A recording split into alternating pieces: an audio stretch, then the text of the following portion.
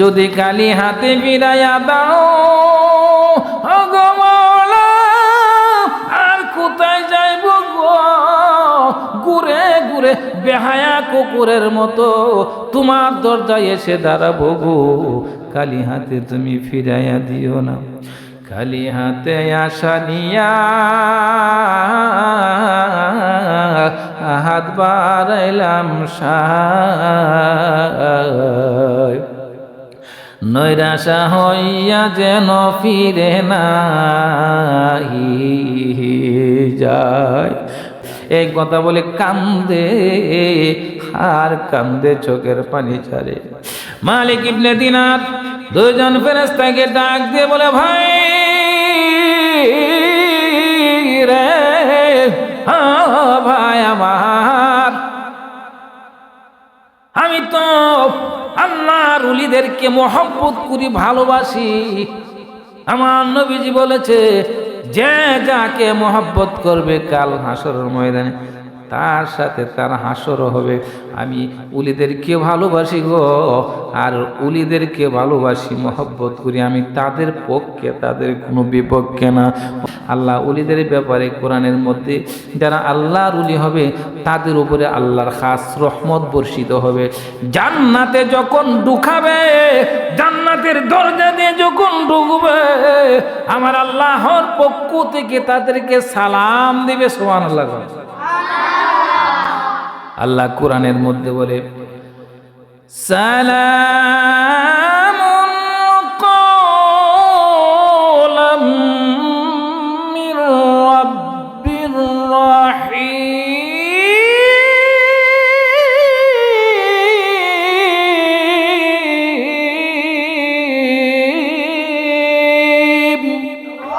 যেই ব্যক্তির অন্তরে 24 ঘন্টা আল্লাহর ভয় কাজ করে, আর যে ব্যক্তি 24 ঘন্টা আল্লাহকে কিভাবে রাজি করবে, কিভাবে খুশি রাখবে, সেই পেরেশানিতে তার দিন কাটবে। আল্লাহ পাক রব্বুল আলামিন বলে, বান্দারে, মৃত্যুর পরে তোমার কোনো ভয় থাকবে না, তোমার কোনো পেরেশানি থাকবে না। তুমি হইলা আমার বন্ধু, তুমি হইলা আমি আল্লাহর ওলি। আল্লাহ কুরআনুল কারীমের মধ্যে বলে, ইন্না আউলিয়া আল্লাহি লা খাউফুন আলাইহিম ওয়া লা হুম ইয়াহজানুন।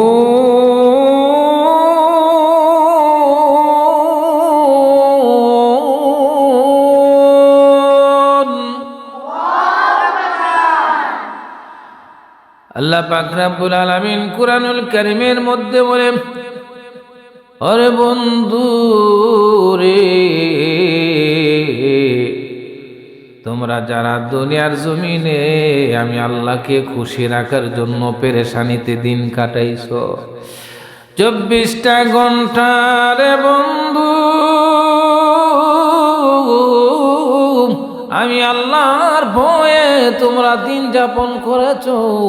রে বন্ধু, তোমরা যখন দুনিয়ার জিন্দেগি শেষ করে আমি আল্লাহর কাছে আসবা, কাল হাসরের ময়দানে যখন মানুষ পেরেশানিতে হাবুডুবু গাবে, পাগলের মতো দৌড়তে শুরু করবে, এই দিক সেই দিক ছুটাছুটি করবে, না জানি কি হয়ে যায়, না জানি কি উপায় হয়।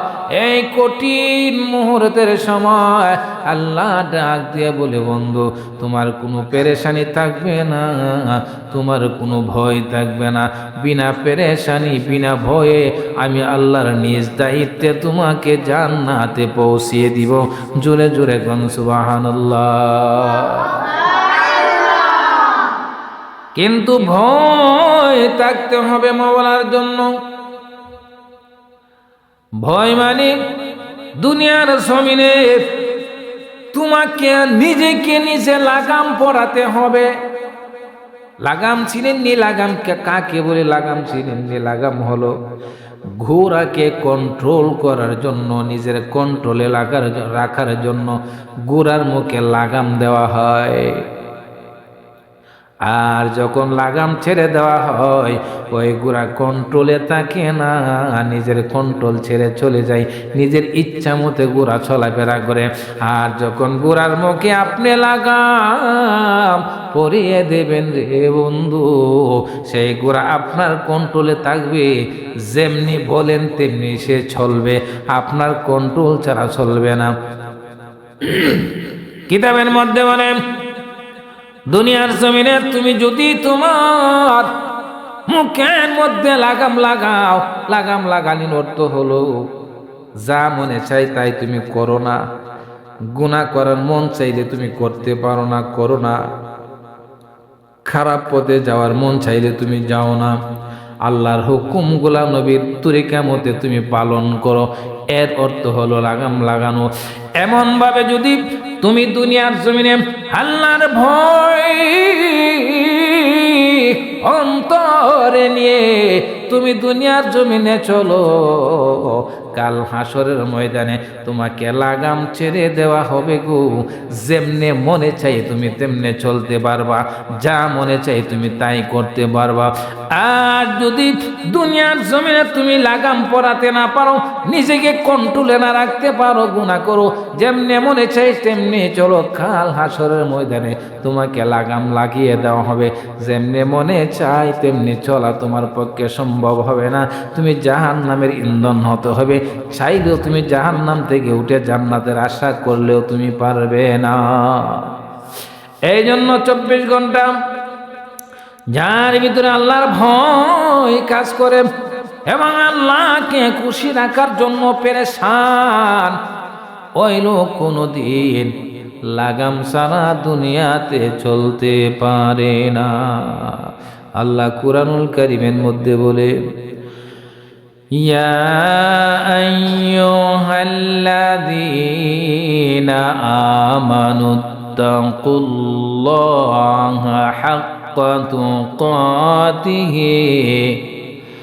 হাক্কা তুকাতিহি ওয়া লা তামুতুন্না ইল্লা ওয়া আনতুম মুসলিমুন।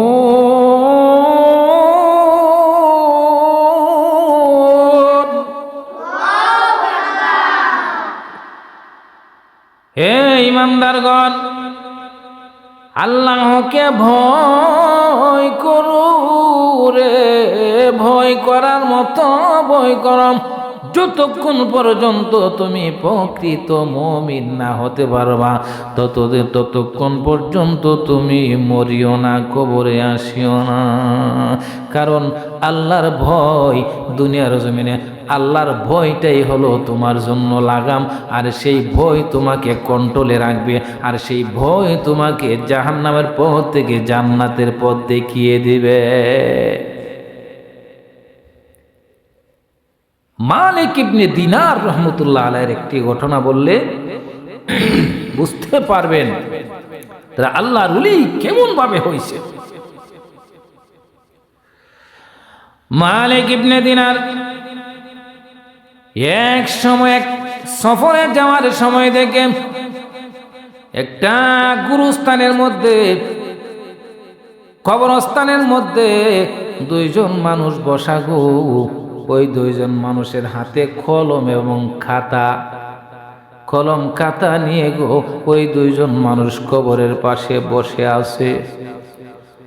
মালিক ইবনে দিনার ওই দুইজনের কাছে গেছে, সালাম দিছে, সালাম দিয়ে জিজ্ঞাসা করে, ভাই হ্যাঁ তোমাদেরকে তো এই এলাকার ভিতরে আমি কোনোদিন দেখছি মনে হয় না, কোথা থেকে এসেছো গো? এই গুরুস্থানের মধ্যে কি করো গো? কিসের জন্য তোমরা এখানে বসে আছো? আরে বন্ধু, মনের কান লাগায়া শুনো রে, দিলের কান দিয়া যদি শুনো, আর মনের ভিতরে যদি একটা কথা গেঁথে যায়, একটা কথা আটকে যায়, আর মন যদি নরম হয়ে যায়, চোখ দিয়ে যদি পানি এসে যায়, আর আপনার আমল করার জন্য যদি মনটা আগ্রহ বাড়ে, তাইলে মনে করবেন গো আল্লাহ আপনাকে মঞ্জুর করেছে। কোন সুবহানাল্লাহ। কিন্তু মনের কান দিয়ে শুনতে হবে। তখন জিজ্ঞাসা করে, ভাই আপনারা এখানে দুইজন কি করতেছেন? মালিক ইবনে দিনার কিন্তু আল্লাহ রাব্বুল আলামিনের একজন বিখ্যাত আল্লাহর প্রেমিক বান্দা, আল্লাহর একজন ওলি। ওই মালিক ইবনে দিনার জিজ্ঞাসা করে, ভাই রে কি গো তোমরা কোথায় থেকে আসলা, এখানে কি করো? হুজুর আমরা মানুষ না গো, আমরাকে আপনি কেমন করে দেখবেন? আমরা দুনিয়ার জমিনের কোনো মানুষ না, আমরা হলাম আকাশের দুইজন ফেরেশতা।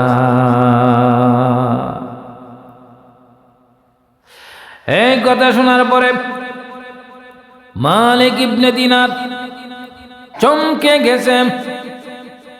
ওরে বাবা, মালিক ইবনে দিনার চমকে গেছে।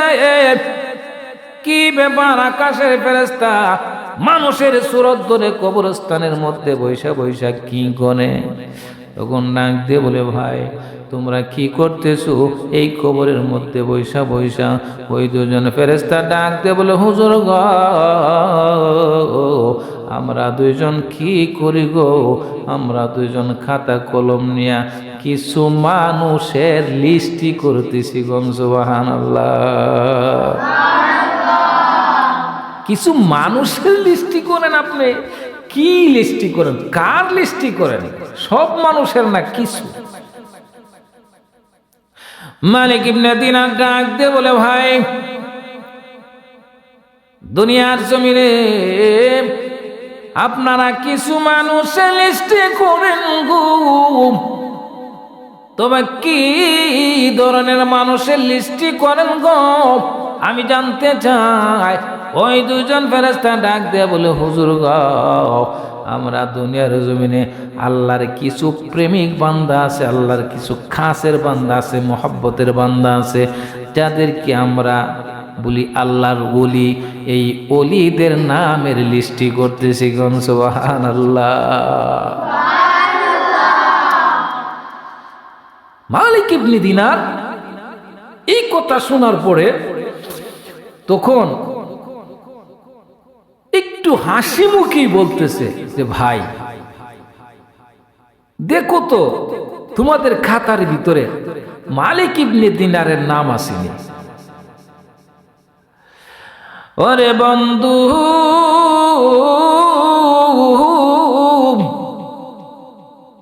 অন্তরের কান লাগাইয়া শুনবেন, আল্লাহর ওলি এমনি হওয়া যায় না।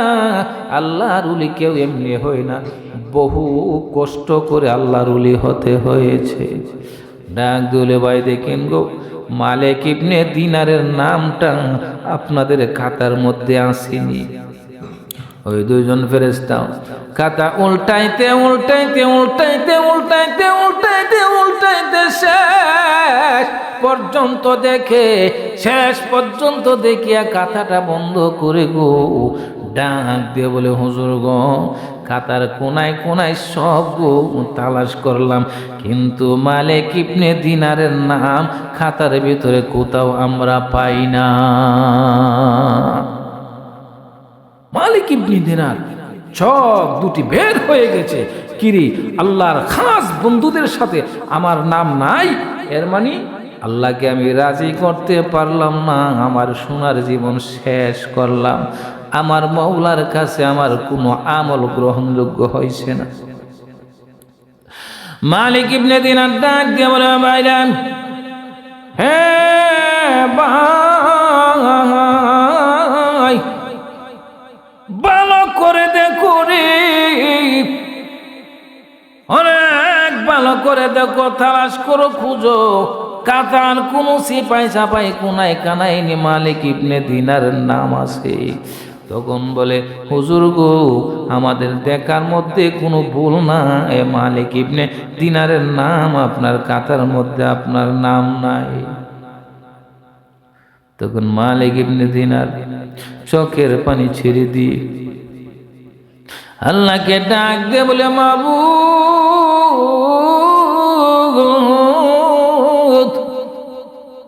আমার সারা জীবনের ইবাদত, আমার সারা জীবনের বন্দেগী, আমার চোখের পানি যদি তুমি কবুল না করো গো, তাইলে তোমাকে কেউ কিছু বলতে পারবে না, কিছু করতেও পারবে না।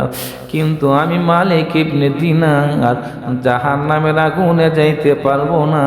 তুমি মেহেরবানি করে আমাকে ক্ষমা করে দাও। আমার কোনো কিছু তুমি মঞ্জুর করছো না, আমার কোনো কিছু তোমার কাছে ভালো লাগছে না, পছন্দ হয়েছে না, সেই জন্য তোমাকে আমি কোনো অভিযোগ করব না। মাবুদ গো, নিজ গুণে তুমি আমাকে ক্ষমা করো, তোমার উলিদের সাথে আমার নামটাও উঠাইয়া দিও।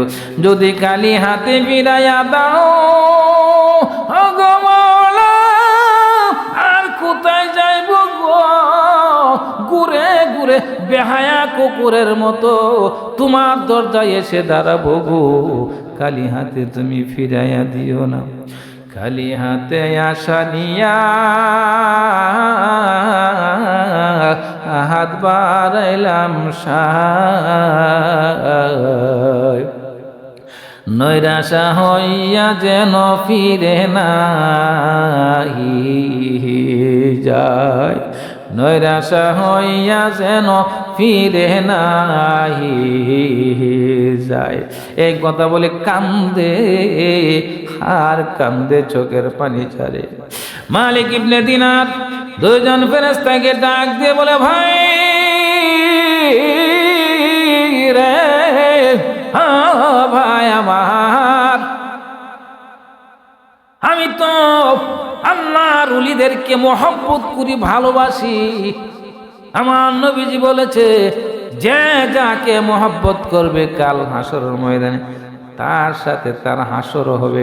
আমি উলিদেরকে ভালোবাসি গো, আর উলিদেরকে ভালোবাসি, মহব্বত করি আমি তাদের পক্ষে, তাদের কোনো বিপক্ষে না। ও ভাই, তাদের উসিলা করে হলেও এই মালিক ইবনে দিনারের নামটা তোমাদের খাতার কোনো জায়গার মধ্যে একটু চিপার মধ্যে হলেও এই মালিক ইবনে দিনারের নামটা তোমরা লিখিয়া দাও। কারণ যতক্ষণ পর্যন্ত তুমি আল্লাহর ওলি না হইবা, আল্লাহর প্রিয় বান্দা না হইবা, ততক্ষণ পর্যন্ত আল্লাহর খাস রহমত তুমি পাইবা না। আল্লাহ ওলিদের ব্যাপারে কোরআনের মধ্যে যারা আল্লাহর ওলি হবে তাদের উপরে আল্লাহর খাস রহমত বর্ষিত হবে। জান্নাতে যখন ঢুকাবে, জান্নাতের দরজা দিয়ে যখন ঢুকবে, আমার আল্লাহর পক্ষ থেকে তাদেরকে সালাম দিবে। সুবহানাল্লাহ। আল্লাহ কোরআনের মধ্যে বলে, সালামুন কওলাম মির রাব্বির রাহিম।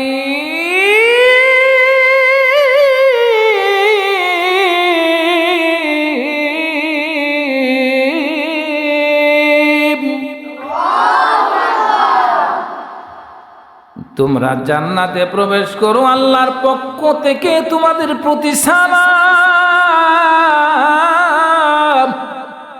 আল্লাহর পক্ষ থেকে রহমতের দোয়া তোমাদের উপরে, আল্লাহর পক্ষ থেকে বরকতের দোয়া তোমাদের কি, তোমরা জান্নাতে চলো।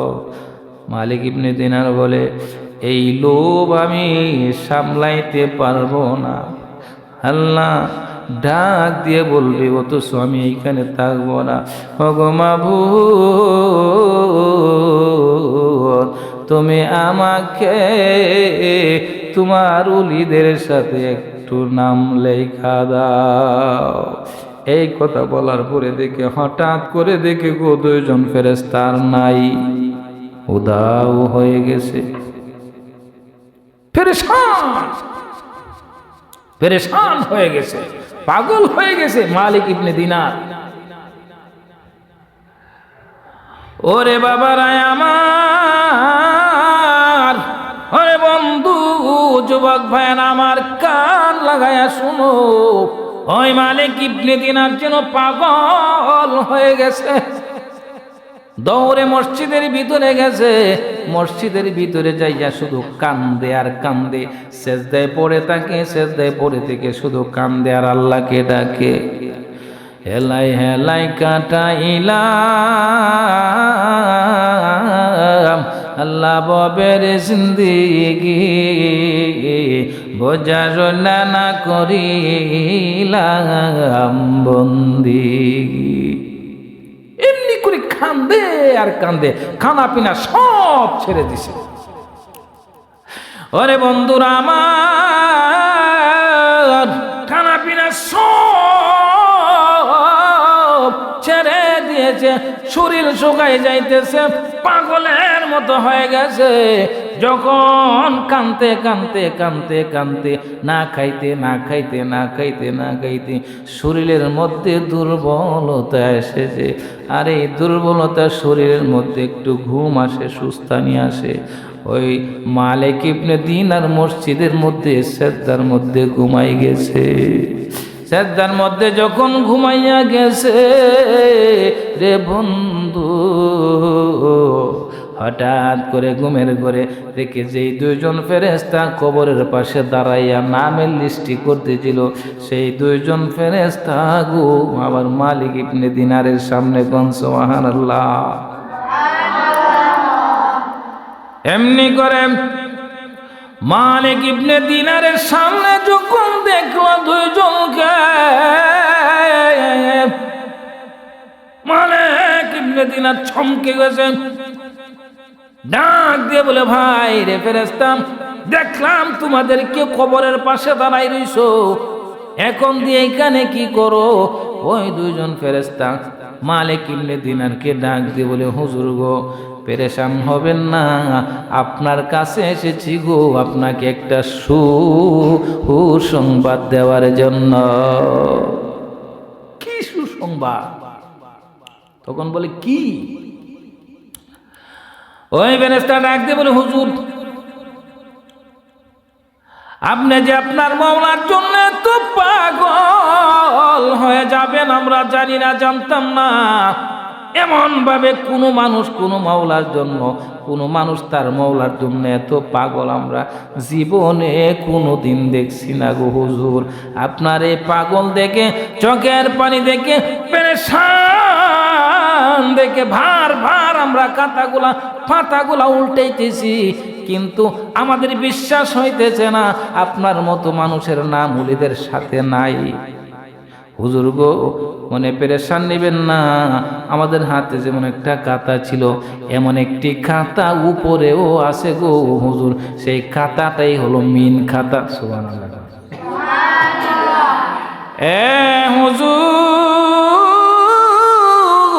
হুজুর, ওই খাতাটা হলো মিন খাতা গো হুজুর।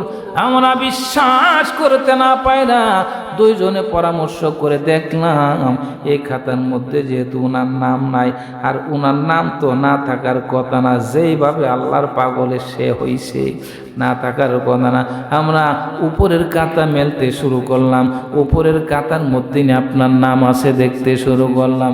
হুজুর, উপরের খাতা মিলিয়া কয়েক পাতার ভিতরে দেখলাম গো মালিক ইবনে দিনারের নামটা স্পষ্ট ঝলমল করতেছে।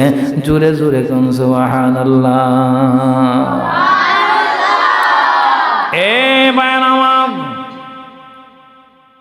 মালিক ইবনে দিনার আলহামদুলিল্লাহ বলেন, চিৎকার মেরে ঘুম থেকে উঠে গেছে।